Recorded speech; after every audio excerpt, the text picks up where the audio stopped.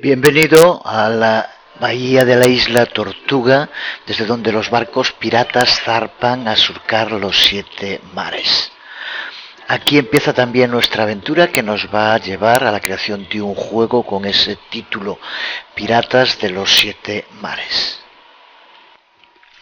Vamos a empezar con el diseño de nuestro juego, pero lo primero que habría que decir es que en el diseño, en un principio, puede que con todos los avances que haya, el un bolígrafo, siga siendo más poderoso que todo el código de programación, sobre todo si ese bolígrafo está unido a mucha imaginación. Porque si quieres desarrollar un juego, lo primero que vas a tener que hacer es diseñarlo. Y en los muchos cursos de programación que hemos desarrollado aquí en videotutoriales.com ya en bastantes años, siempre hemos insistido en que el desarrollo de cualquier aplicación requiere de un trabajo previo muy detallado y exhaustivo, y eso es lo que va a determinar en gran medida la calidad del producto final. Sin ese trabajo previo, el desarrollo es simplemente imposible, así que antes de ponerse a escribir código, debemos coger un papel y un boli, o también sus alternativas digitales, y empezar a pensar y plasmar qué es lo que esperamos que haga nuestro juego. No es el momento ahora de los detalles técnicos, hay que concentrarse en el diseño y sobre todo en la experiencia del usuario del juego. Y aunque no existe una única aproximación, siempre tendrán que tratarse temas como los que resumimos. En primer lugar, determinar de modo claro las mecánicas del core, de lo que va a ser el corazón del juego. En segundo lugar, un esbozo de la historia del juego con sus caracteres principales, y también un esbozo de los gráficos y los estilos a partir de ese argumento y esos caracteres.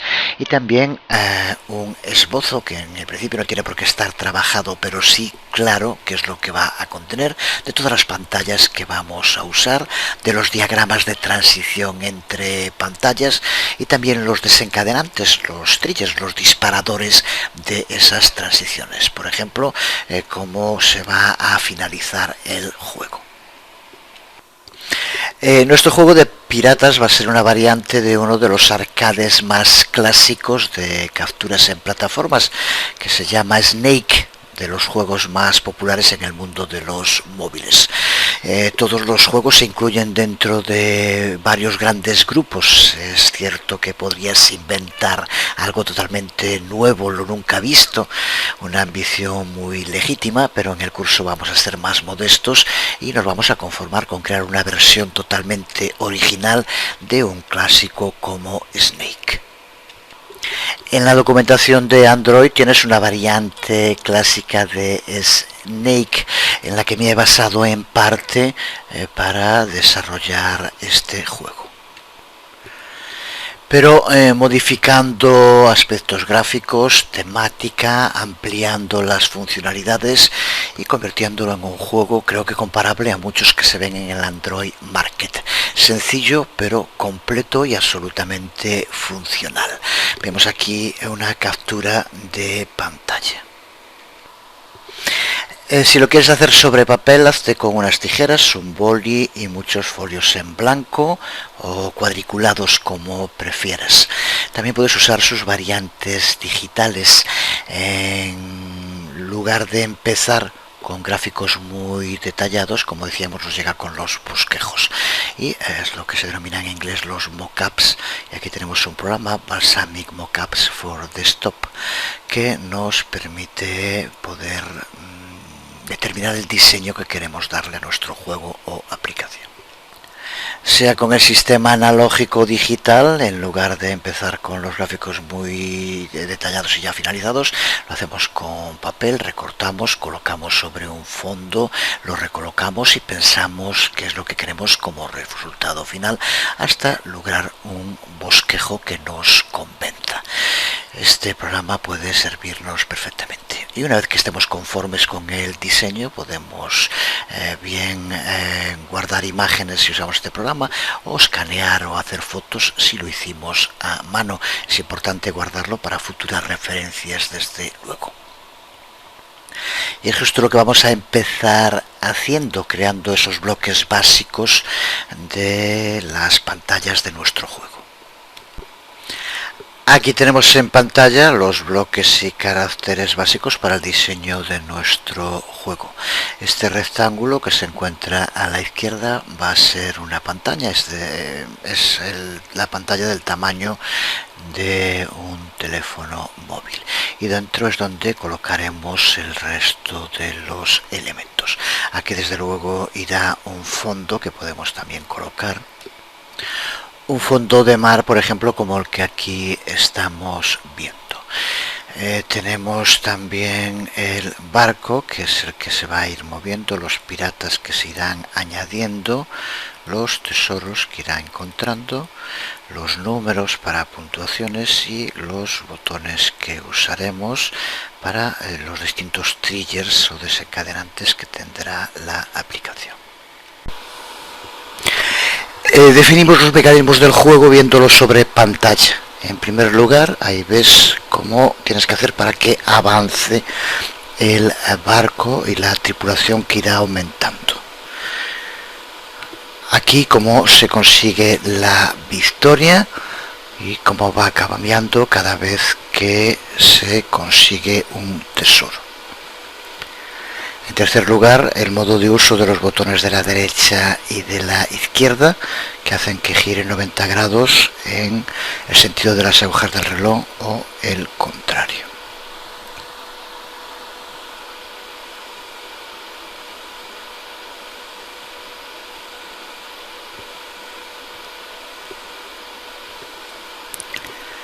Si el barco se sale de los límites de la pantalla, aparece del lado opuesto. También lo puedes ver ahora mismo en el juego. Ahí vemos cómo captura un tesoro, cómo aumenta uno la tripulación y cómo se va girando con las dos flechas derecha e izquierda. Y por último, si el barco toca a su tripulación, el juego se termina indicando la puntuación en ese momento. Una vez que tenemos la mecánica del juego, el argumento, los caracteres y el estilo artístico fijado, podemos ahora designar nuestras pantallas y la transición entre ellas. Pero primero es importante entender exactamente lo que hace una pantalla en un juego.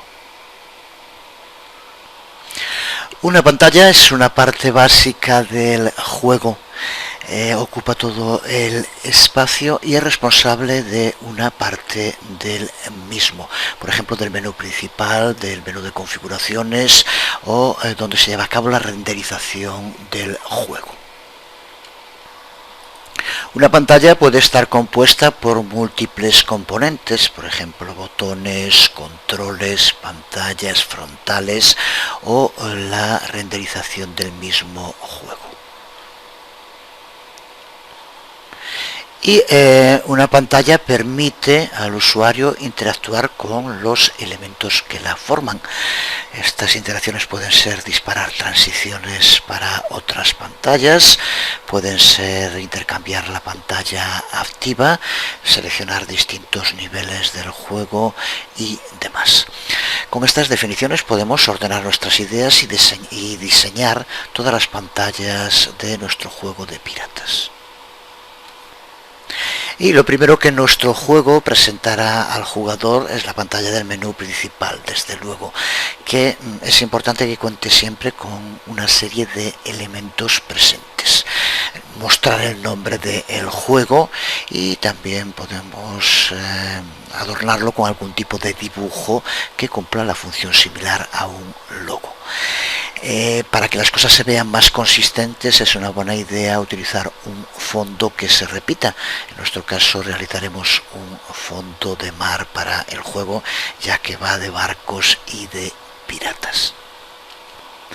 y debemos contar con una serie de enlaces, de botones sobre los cuales se puedan pulsar para acceder a las distintas partes del juego. Desde luego nunca puede faltar aquel que nos permita que el jugador inicie una partida. Los jugadores también querrán mantener pistas sobre sus progresos, así que necesitamos añadir un botón de mayores puntuaciones, que será también otro componente interactivo. Y también para los nuevos jugadores necesitarán alguna ayuda para entender la mecánica del juego, así que crearemos un tercer botón de ayuda que servirá de transición a una o varias, como será en este caso, pantallas con información de ayuda. Y aunque los sonidos pueden ser muy útiles para el juego, algunos jugadores puede que prefieran jugar en silencio, así que incluir un botón para habilitar y deshabilitar el sonido es también siempre una buena idea. Cómo colocar realmente todos estos componentes en nuestra pantalla es desde luego cuestión de gustos. Incluso existe un subcampo dentro de la ciencia informática que se llama Human Computer Interfaces, donde podemos ver todas las opiniones científicas de cómo presentar nuestra aplicación al usuario. Para nuestro juego de piratas nos llega con un diseño más simple.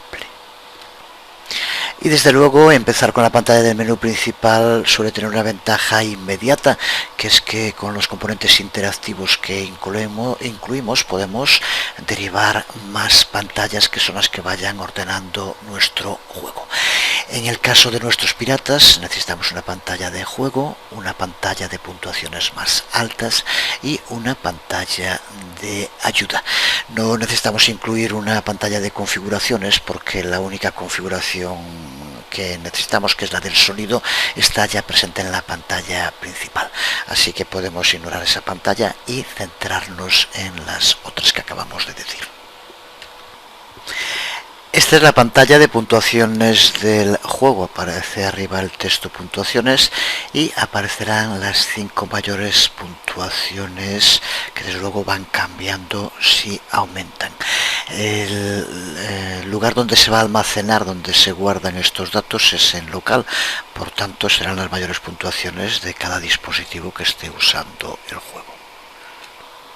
Y esta es la primera de las pantallas de ayuda, donde se le va a indicar al jugador el argumento y la mecánica del juego. Toda la información puede ser mucha para presentarla en una sola pantalla, así que lo dividimos en varias pantallas y cada una presenta una de las piezas esenciales de la información para el usuario. ¿Quién es nuestro pirata y qué es lo que quiere? Cómo controlar el barco y moverlo por la pantalla. Y qué es lo que puede y no puede hacer para que se termine la partida. Cada una de las pantallas cuenta con un botón para ir pasándolos y la última muestra este botón, que al pulsarlo nos lleva de nuevo a la pantalla principal. Y por último está nuestra pantalla de juego, que ya hemos visto en acción antes, pero hay unos pocos detalles a tener en cuenta. El primero es que el juego no debe empezar inmediatamente cuando pulsemos sobre el botón de jugar. Tenemos que darle al jugador algún tiempo para que esté preparado. Así que cuando pulsamos en jugar, se nos abre esta otra pantalla, donde se le pide al jugador que cuando esté preparado que pulse sobre la pantalla para que se inicie realmente el juego, mientras, como vemos, está detenido. Aunque para esto, como puedes ver, no utilizamos una pantalla que esté separada, sino que simplemente lo que hacemos es pausar el juego en el inicio. Según se inicia, empieza pausado. Y para que se inicie tenemos que pulsar sobre la pantalla, como decíamos, y entonces sí, es cuando realmente se inicia el juego, como vemos.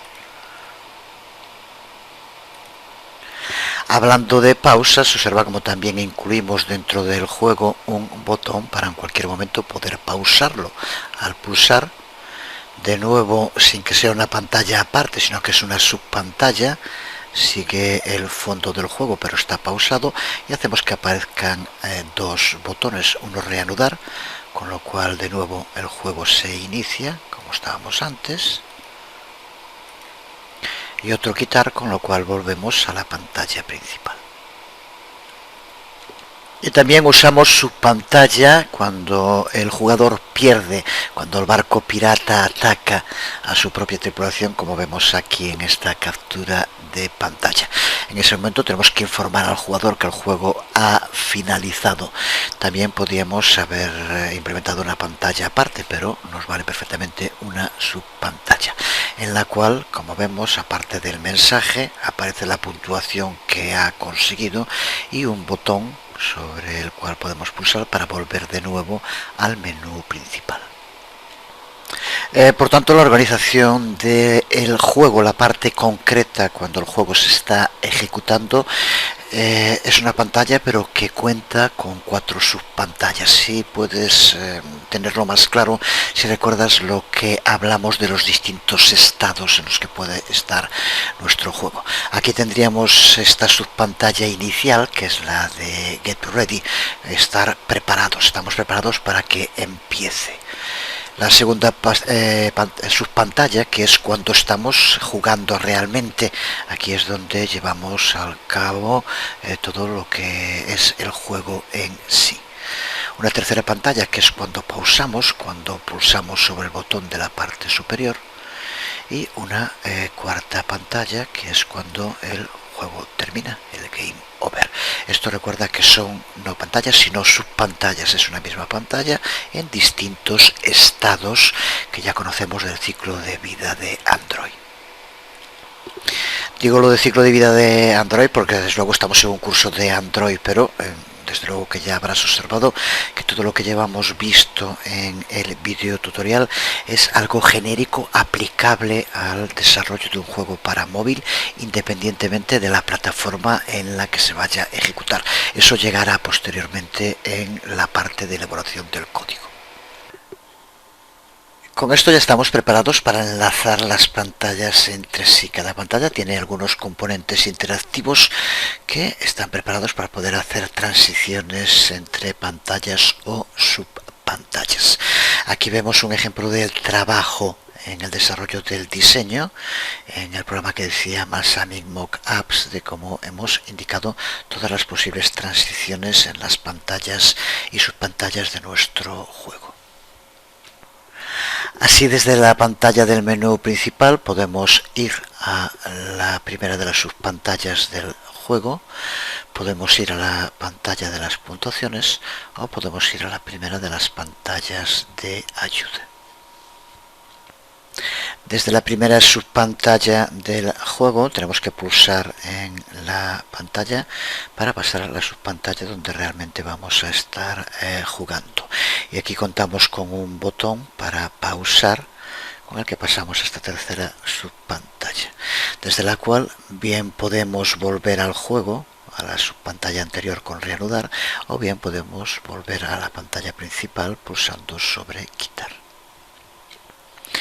Desde la primera pantalla de ayuda podemos pasar a las siguientes, desde la última podemos volver al menú principal y desde la pantalla de fin de juego podemos también volver al menú principal. Pues esas son todas las transiciones que tiene nuestro juego, desde luego no demasiado complicado. Aquí vemos también un ejemplo de cómo debemos preparar todo el proceso antes, que en este video tutorial lo hemos visto muy rápido, pero que hay que dedicarle mucho tiempo si realmente se quiere un buen diseño final. Y que, como decía también hace un momento, esto todo es independiente del lenguaje en el que posteriormente quieras programar el juego. Que es justo lo que tenemos que empezar ahora, la implementación. Una vez creado el diseño, cómo vamos a transformar este diseño en un juego ejecutable.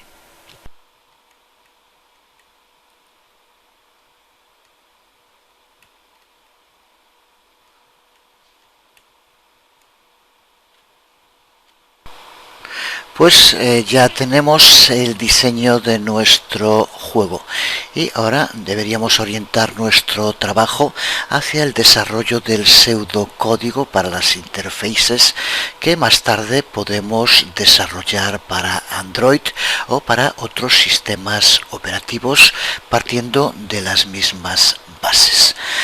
Cada juego va a necesitar siempre algunos frameworks básicos que permitan la comunicación con el sistema operativo subyacente. Usualmente esto se va a dividir siempre en unos cuantos módulos. Recuerda que esto que estamos diciendo es genérico e independiente del sistema operativo en el que queramos desarrollar.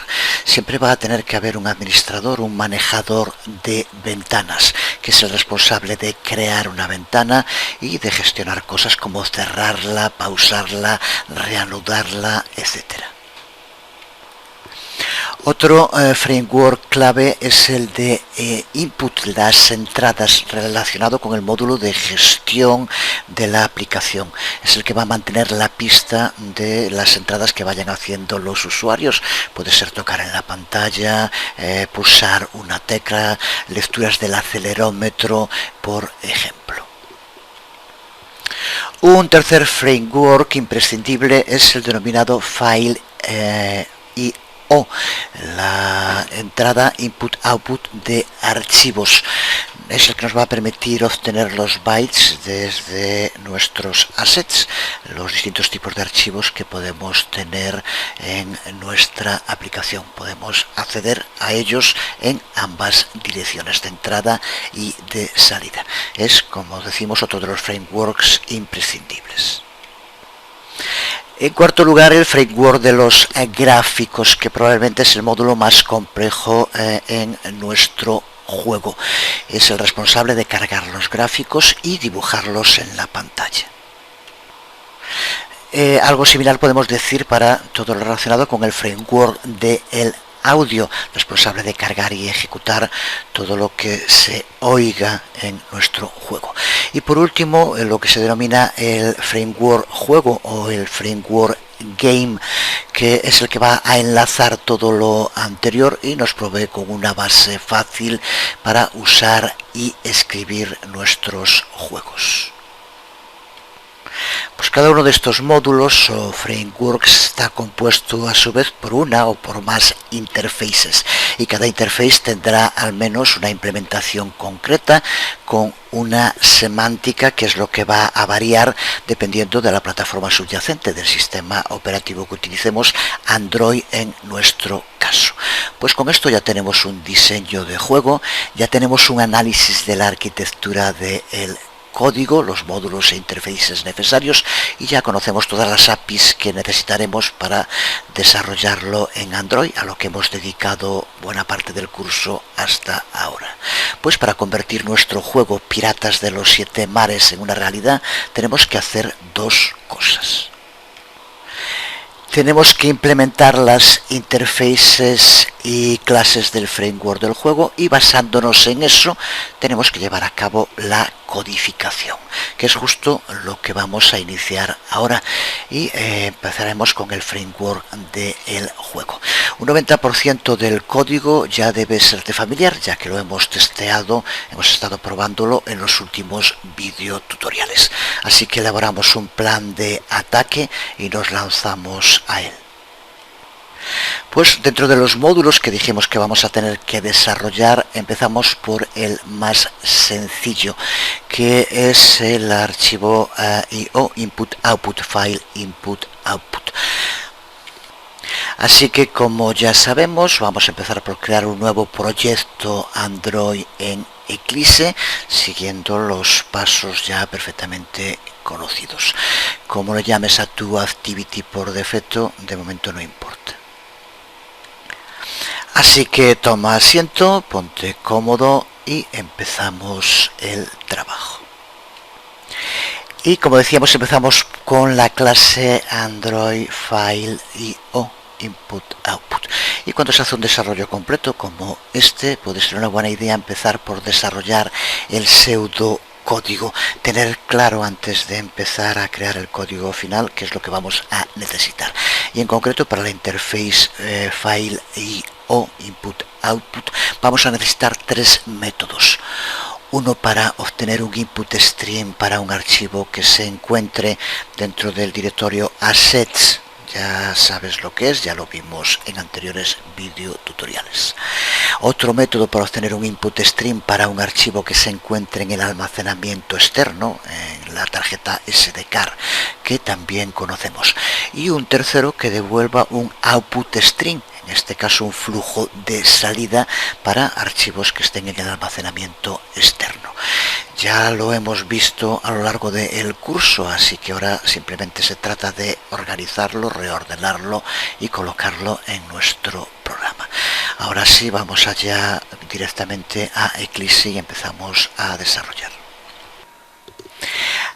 Así que creo un nuevo proyecto Android al que voy a llamar Piratas, con un target Android 2.2 y creo con el nombre del paquete. Vamos a usar varios, pero el primero con el nombre de com.videotutoriales.juego.marco. Y como versión mínima vamos a darle la versión 3. Para poder desarrollar nuestro juego necesitamos contar con una estrategia y un método de ataque. Pues ese método de ataque va a ser envolvente. Iremos creando un diseño claro y mínimo del framework del juego, en el cual vamos a abstraer totalmente lo específico de cada plataforma y nos vamos a centrar en lo que nos interesa, que es el desarrollo del juego. Para ello iremos creando interfaces y clases abstractas, empezando por lo más sencillo. Y todas estas interfaces serán las que vayamos colocando dentro de este paquete, el paquete con videotutoriales juego marco. Las ventajas de usar un método de ataque como este son muy claras. Contamos con un diseño base genérico, independiente de la plataforma y que podemos utilizar para otras versiones del juego y desde luego también para otros muchos juegos con ligeras modificaciones.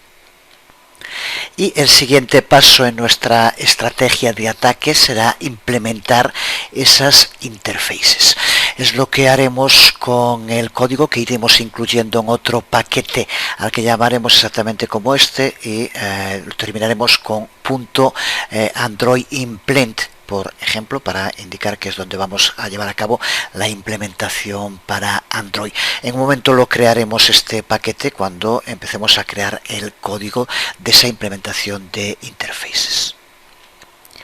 Porque, como decía, vamos a empezar atacando al enemigo más débil, a la parte más sencilla, que es el módulo file.io. De archivo input-output. Es el que nos servirá también de ejemplo para entender cuál va a ser nuestra mecánica de trabajo en todo el desarrollo del juego. Así que dentro de nuestro paquete para los frameworks, para las interfaces, pulsamos New Class y vamos a llamarle File.io.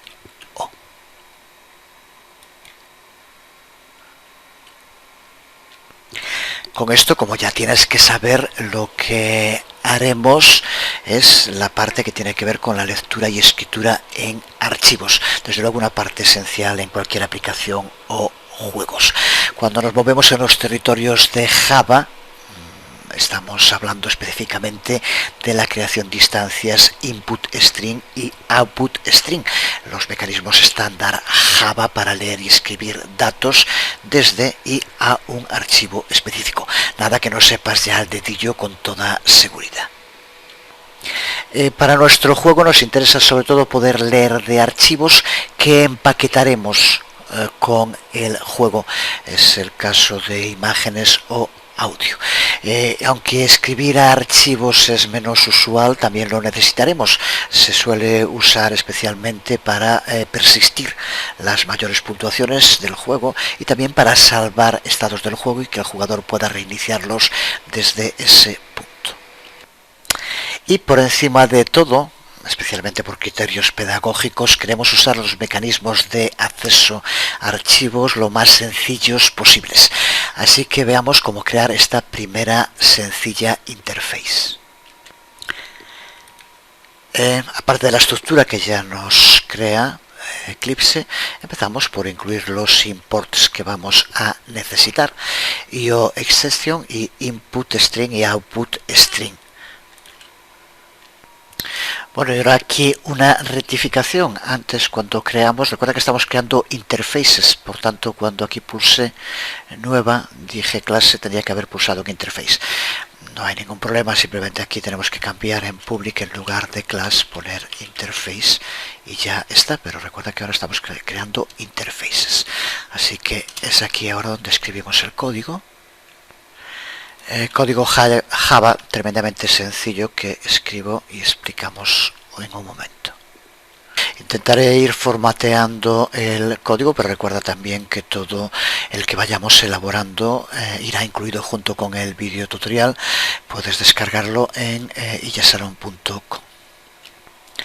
Pues aquí tenemos un buen ejemplo de las 3 Bs, bueno, bonito y barato. Simplemente especificamos un nombre de archivo y obtenemos un string como retorno, 2 input string y un output string. Como es usual en Java, lanzamos una IOException por si algo no funciona bien. El sitio donde vamos a leer y escribir archivos dependerá de la implementación posterior que haremos en la siguiente capa. Los denominados assets, recuerda que así se llama también la carpeta de los proyectos de Android, recuerda que son los que van a ser leídos desde el archivo APK de nuestra aplicación. Y los denominados archivos son los que serán leídos o a los que escribiremos desde la tarjeta SD, que también podemos denominar el almacenamiento externo. Los input string y output string devueltos son simples strings del viejo y bien conocido Java, y desde luego tendremos que cerrarlos una vez que terminemos de usarlos. Con estos inputs o output string es con los que vamos a tener que lidiar ahora en la implementación. Si fuera un desarrollo lineal, puede que fuera una buena idea primero crear todas las interfaces del juego y posteriormente implementarlas. Desde el punto de vista pedagógico, para un video tutorial, para un curso como el que estamos haciendo, creo que es mejor idea, ahora que ya tenemos diseñado, ir para cada uno de los módulos fundamentales, el file IO en un principio, creando la interface e implementándola. Así que aquí tenemos esta primera sencilla interface y ahora la implementamos. Pues ahora vamos a implementar el file IO para Android. Y como decía, para empezar vamos a crear un nuevo paquete.